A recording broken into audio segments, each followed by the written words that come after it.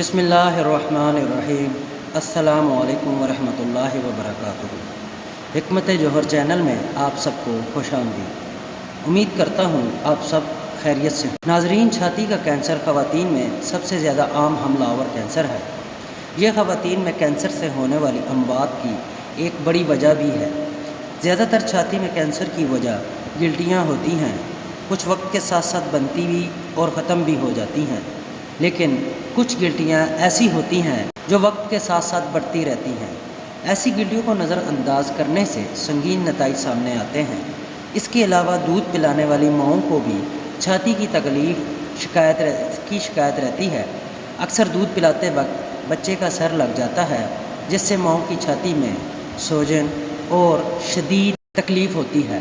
اس کے بعد اکثر بخار بھی ہو جاتا ہے اور ماں بچے کو دودھ پلانے سے بھی عاجز آ جاتی ہے۔ ناظرین، جو وظیفہ آپ کو بتانے لگا ہوں، یہ چھاتی کے کینسر کا آخری اور آزمودہ علاج ہے۔ اس وظیفے کو میرے دوست، احباب، مائیں، بہنیں، کوئی بھی کسی بھی وقت کر سکتا ہے، سوائے زوال کے وقت اس وظیفے کو نہیں کرنا، اس کے علاوہ جس وقت بھی کر سکتے ہیں۔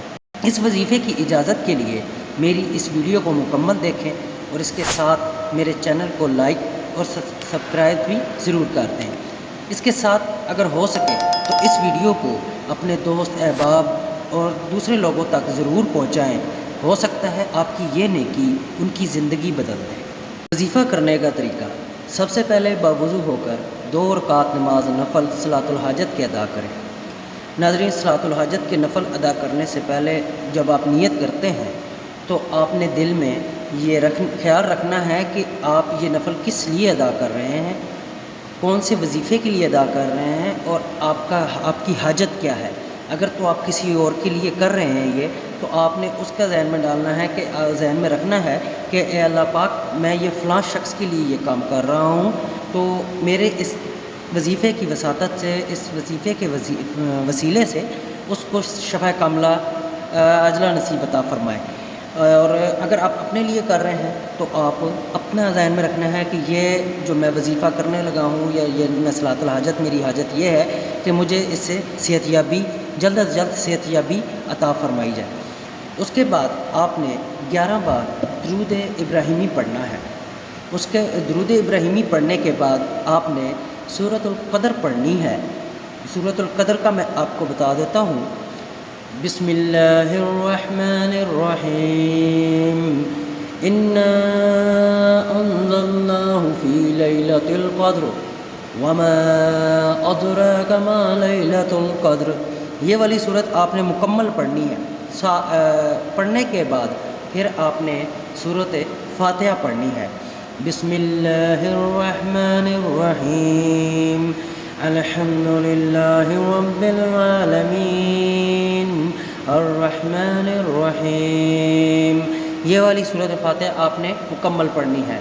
ایک دفعہ سورۃ قدر، ایک دفعہ سورۃ فاتحہ۔ جب آپ یہ پڑھ لیں گے، پھر آپ نے دوبارہ سورۃ القدر مکمل پڑھنی ہے، پھر سورۃ فاتحہ پڑھنی ہے، یہ 2 مرتبہ ہو جائے گا۔ اسی طرح پھر آپ نے سورۃ القدر پڑھنی ہے اور سورۃ فاتحہ پڑھنی ہے، یہ 3 مرتبہ ہو جائے گا۔ لیکن اس میں بسم اللہ پڑھنا لازمی آپ نے ذہن میں رکھنا ہے۔ بسم اللہ لازمی پڑھنی ہے دونوں صورتوں میں، شروع کرنے سے پہلے بسم اللہ پڑھ کے پھر آپ نے اسی طریقے سے 7 مرتبہ پڑھنے کے بعد آپ نے مریض کو پھونک مار کر دم کرنا ہے۔ ٹھیک ہے، پھونک مار دیں گے تو وہ دم ہو جائے گا۔ یہی عمل 3 بار کریں اور دم کریں۔ ٹھیک ہے، 3 بار کریں اور پھر آپ نے پھونک مارنی ہے۔ تیسری بار جب آپ یہ عمل کریں تو اس کے بعد آخر میں 11 بار درود شریف پڑھ کر مریض پر دوبارہ آپ نے پھونک مارنی ہے، اس کو دم کرنا ہے۔ مریض کو اپنے سامنے پیٹھ کے کر کے بٹھانا ہے۔ ٹھیک ہے، یعنی اس کی کمر آپ کے چہرے کی طرف ہونی چاہیے۔ ٹھیک ہے، اور آپ نے اس کو کمر پہ پھونک مارنی ہے۔ ٹھیک ہے، اور بتائے ہوئے طریقے کے مطابق ہی دم کرنا ہے۔ انشاءاللہ 1 دن کے عمل سے ہی شفا ہوگی۔ بصورت دیگر 3 دن متواتر اس طریقے سے دم کریں۔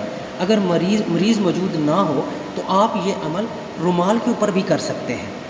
ایک بار جب آپ نے ایک رومال لے لینا ہے اور چھوٹا رومال لے لینا ہے، ہینڈکرچیف جس کو انگلش میں بولتے ہیں، آپ نے وہ لے لینا ہے۔ آپ نے ایک بار جب آپ یہ دم पढ़ लेंगे, ये वजीफ़ा पढ़ेंगे एक बार, तो आपने रुमाल के एक कोने पर गिरा लगा दें। इसी तरह जब आप दूसरी दफ़ा करेंगे तो आपने दूसरे कोने पे गिरा लगा दें। फिर आप तीसरी बार जब आप ये पढ़ेंगे वजीफ़ा, तो तीसरे कोने पे जब एंड में आप दुरूद शरीफ पढ़ के 11 मरतबा उस पर गिरा लगा कर इन तीनों किनारों पर जब गिरा लगा देंगे, उस पर फूंक मार देनी है आपने। तो ये आपका रुमाल के ऊपर दम हो गया।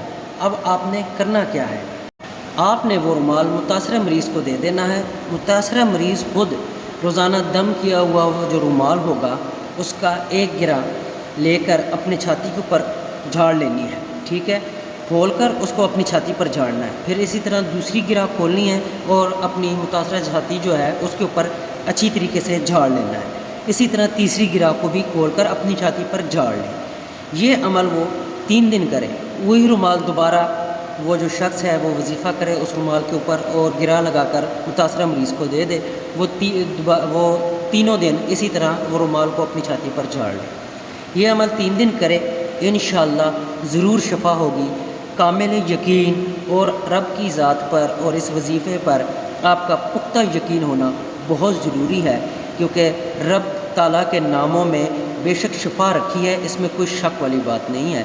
जहाँ ऐसे लोग बेशुमार अपना पैसा खर्च कर रहे हैं कि इस मर्ज़ से निजात हासिल हो सके, लेकिन अभी तक इस मर्ज़ से कोई बंदा मुकम्मल तौर पर निजात हासिल नहीं कर सका।